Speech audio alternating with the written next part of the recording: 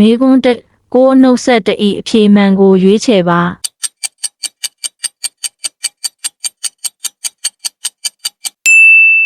အဖြေမှန်-2မေကွန်းနှစ်3ဤတဝက်ကဘလောက်ဖြစ်မလဲ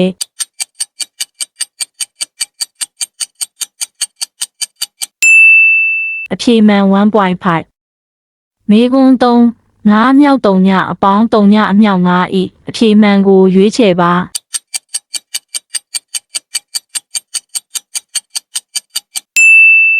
အဖြေမှန်0မေကွန်းလေးတကနေ9အထိကဏ္ဍတွေပေါင်းရင်ဘယ်လောက်ရလဲ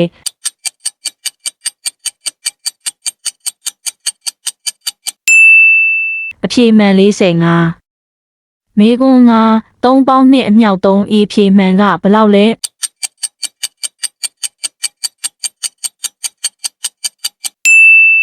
အဖြေမှန်ကိုမေကွန်း6 1000ရသည့်အဖြေမှန်ကဘယ်ဟာဖြစ်မလဲ